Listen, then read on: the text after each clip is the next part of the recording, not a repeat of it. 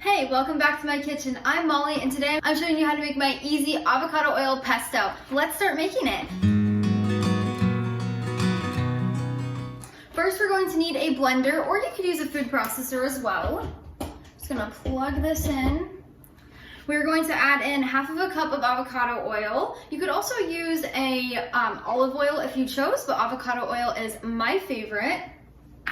Next we'll need 1.5 cups of fresh basil. So I like to just pick it off of the stems here. And when you're measuring it out, you want to pack it down into your measuring cup. So just take them off the stems. They smell fantastic. I love fresh pesto. It is just so nutritious and delicious. It's amazing, and it makes your house smell so fresh. This is a great recipe for St. Patrick's Day. You could put it on some kind of bread with cheese. You could also use it on like a sandwich or as a pizza sauce. A lot of people like to use it for some kind of like pasta sauce. I love doing that. My husband and I love putting fresh pesto with pasta and then putting a little Parmesan cheese on top. It is so good, and especially during the summer whenever it's hot, it's a great option. So we got about 1 cup here. So we're gonna add that in. And then we're gonna add in the other half of a cup. Now we're gonna add in half of a teaspoon of sea salt or regular salt, 2 fresh garlic cloves, so these are just regular garlic, 1/4 of a teaspoon of ground black pepper, and 1 tablespoon of fresh lemon juice. You can do freshly squeezed or the kind from the bottle. Now we're going to add on our lid. We're gonna blend this for about 30 to 60 seconds until everything is pureed and put together. You really wanna make sure your garlic is incorporated and kind of broken up, so we'll definitely check that here in a little bit. So let's go ahead and blend it.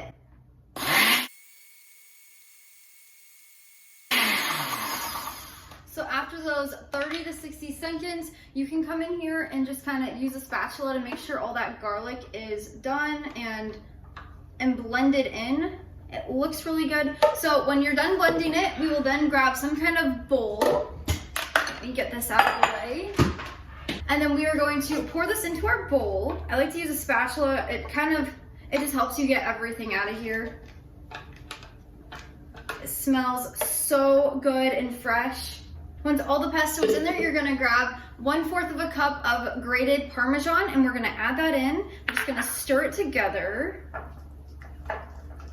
The cheesiness makes it so good. But once that's combined, we're going to grab some kind of container. I like to use this little one, and we're just gonna put it in there. This will last in the refrigerator for about 2 days, 2 to 3 days. It's best if consumed like within those days. And then if you're not gonna use it within those 2 to 3 days, I highly recommend freezing it. It freezes really well up to about 3 months. You could probably do up to about 6 if you really wanted to, but up to 3 months in the freezer, and then when you want to use it, just pop it in the fridge to thaw.